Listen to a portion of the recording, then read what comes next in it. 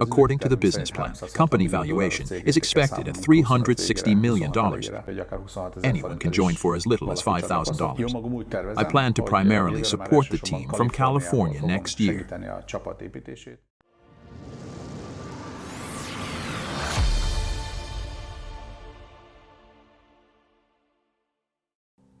Benefit Bercode Incorporation recently opened its doors to interested parties again, and anyone can become a shareholder or co-owner. In this regard, I am conducting an interview with the founder of the company, Laszlo Jaeger. Hello, Laszlo. Thank you for taking this interview. Hello, I am honored. For those who are not yet familiar with the company and the Bercode platform it has created, please try to briefly summarize what we deal with. We founded our company 7 years ago. In the early days, we created plastic membership cards for chambers, unions, and associations, and later loyalty cards for companies.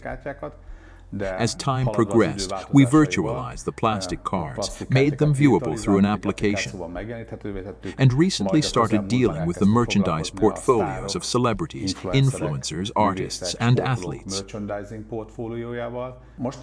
Lately, we offer products for artists, athletes, and influencers that can be displayed in 3D or augmented reality. And where is this process now? What developments are currently underway? We have completed the virtual versions of 2D cards and key tags, and this is working perfectly. The 3D mug is functioning, and we have finished the 3D version of T-shirts, all available in black and white. Soon we will have the baseball cap and the last product that can be requested both virtually and materially, which will be the tote bag. So after that, only virtual products will be available? Yes, we will offer 6 tangible products to our partners, meaning users can request them both materially and physically at the time of purchase. We believe the virtual version will be sufficient for the majority, but they can change their minds later and request the tangible version. Subsequent developments will offer users only products that will be available for virtual purchase and will be available for virtual use. I would like to inquire a bit to illustrate the size of the company and the entire project. How many employees does the company currently have who are permanent employees? One of our colleagues works in New York, 2 in Los Angeles, and in Hungary we work with about 10 people, of whom 5 to 6 work full-time, and the others work with us as various external contractors to different extents. They have put a lot of work into growing our platform to this size over the past few years. There are approximately 30,000 engineer work hours in our system right now, and at the moment our system consists of about 500,000 lines of code. What makes up the company's monthly expenses? Since the current focus is on development and serving existing customers, a significant portion of our expenses comes from human resources. How much has been spent on the platform over the years? Over the past few years, we have raised more than $2 million for the company to achieve its goals. Currently, we are at around $2.5 million, and the goal is $3.5 million, at which point we will start generating a profit. I also joined in the very beginning. I remember when it was just an idea, and I became a shareholder. We have been grateful for it ever since. Since then, a lot has happened. What was only an idea back then, the platform, has now become a reality. Later, there was a second round of funding, where we had a major investor, and now there is essentially a third opportunity for anyone who wants to become a shareholder or co-owner. Absolutely. As we progress and developments come to fruition, we realize how much more we need to enhance. It's a natural evolutionary process, also known as validation. We enter the market with a product or service, showcase it to potential partners, and they express their interest while providing feedback on additional features they'd like. In recent months, we've thoroughly examined the market's needs. Our American colleagues have engaged in discussions with numerous American potential partners, artists, singers, actors, who shared their specific requirements that we currently don't address. Let me mention one example. In a recent discussion with an artist, he expressed dissatisfaction with the purple frame color in our web shop as it didn't align with his brand. He said that he wouldn't want his black t-shirts to be sold in a Barbie-like online store. In response, we are now implementing a development where our partners can choose from 7 colors in the web shop, allowing them to customize the entire interface to suit their brand. So there is always something new that we haven't thought of before. The other major concern in terms of expenses was the PHP transition. For an average person, there's no need to know about various programming languages. In fact, I wasn't well versed in it either, as our colleagues were handling it. They informed me that Google no longer supports PHP frameworks of version 7 point something, only those of version 8 point something, and we needed to make the transition. It became a 3-month process that cost us tens of thousands of dollars. Users don't directly see anything from this, but we had to do it to ensure that our system operates professionally. There have been several mentions of doing cards for different organizations, communities, or working with different famous people. Could you say a few words about that? Who or what kind of organizations? These are 2 extremes. We started our operations with organizations in Hungary. We have provided hundreds of chambers, trade unions, associations, and we are still providing this system. Understandably, in the previous years, our platform was still used on a plastic basis. Now more and more people are turning to virtual card issuance due to cost efficiency. There is no production, no logistical costs, and now the majority of trade union members have smartphones. They can use their cards in the application. In fact, there is not much news value. There are more than 1.3 million Bercode holders in Hungary now. Many do not even know that they own a Bercode because we are a white label provider. We help from the background the work of our issuing partners. We also ventured into the realm of celebrities because endorsing a merchandise portfolio to their fans has an immense impact in terms of what's commonly referred to as generic advertising. By catering to them, our reputation and services can reach a significantly wider audience much more rapidly. Clearly, this could potentially extend to tens or even hundreds of millions of people worldwide. In the US, our colleagues are talking to artists who have restaurants in their own right, such as a Mexican-American actor who has his own taco restaurant network. There is an Oscar-winning actor who has been managing a theater for years. Supporters with Bercoded products will be able to purchase at a discount from nearby restaurants. This is our vision for the future, and we are actively working on it. However, to remain connected to the present Hungarian reality, we are already in contact with numerous companies and organizations, and we plan to engage with even more in the near future. Our biggest reference in Hungary is the National Blood Supply Service. Just the other day I checked. We have issued nearly 200,000 blood donor cards in recent years. If anyone in Hungary donates blood today, the next day they will receive an email that their card is ready. For giving blood, they'll get more than just a bottle of water and chocolate. They'll access discounts at over 1,000 locations across Hungary. How can one approach the mentioned celebrities, considering they are bombarded with numerous offers daily? Reaching out to them and their management can be challenging. What is your connection to them? There are 2 ways to do this. One of the ways is when, some time ago, during my search for business partners in Los Angeles, California, I was delighted that several local artists of Hungarian descent joined the system, possessing significant connections to international celebrities. One of my dear colleagues is originally a journalist, and she has conducted numerous interviews with celebrities, now discussing the use of Bercode with them. The other approach is to initially collaborate with artists who have a smaller following and prioritize revenue.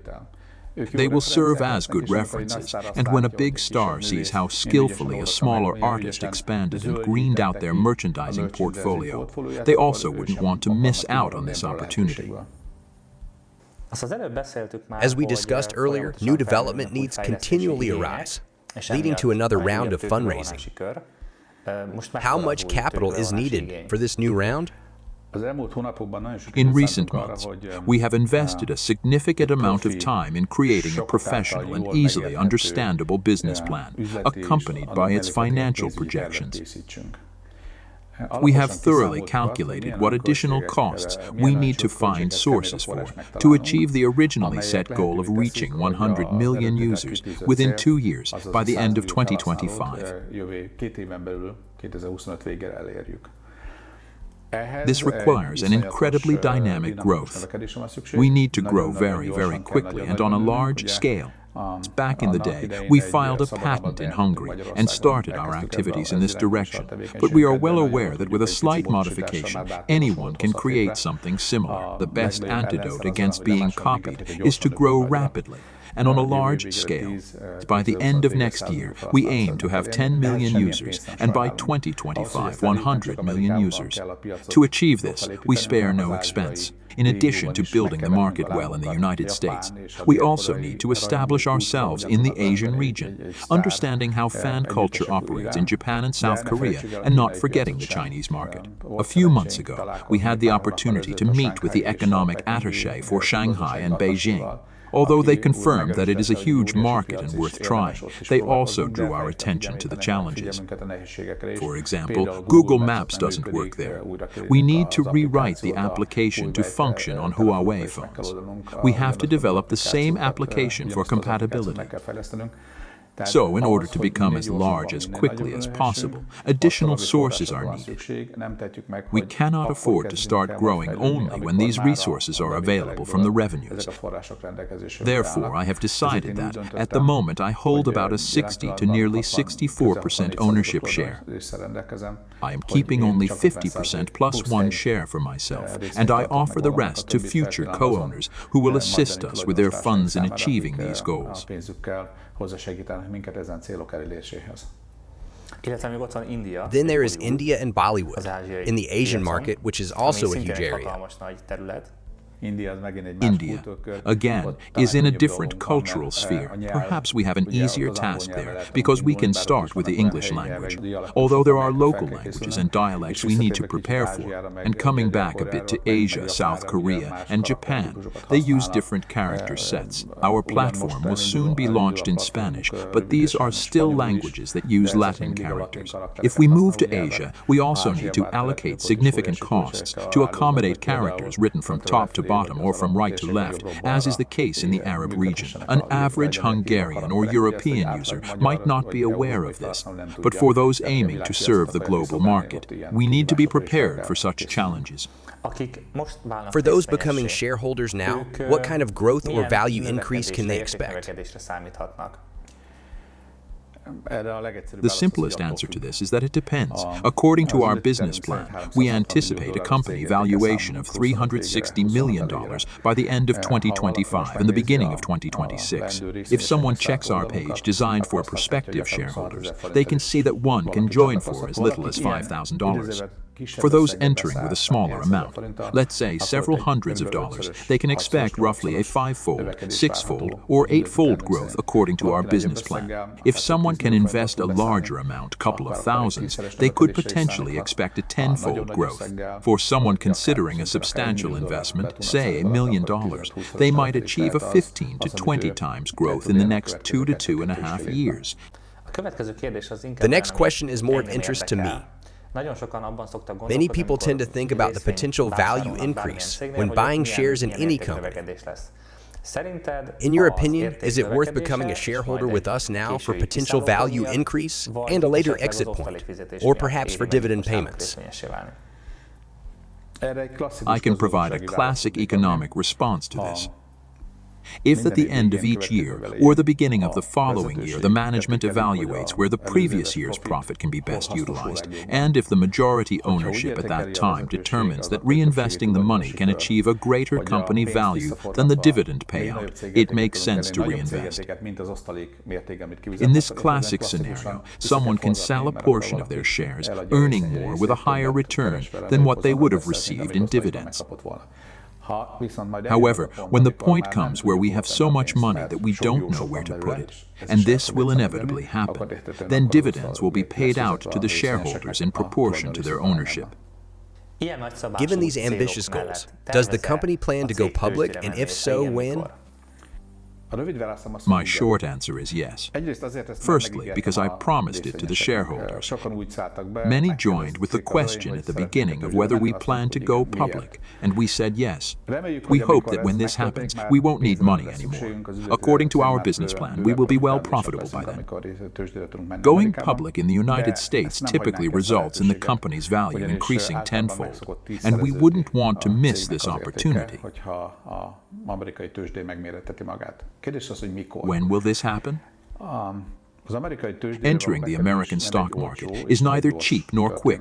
It costs approximately $1 million and requires a minimum of 1 to 1.5 years of preparation, with the need to demonstrate a full year of profit before that.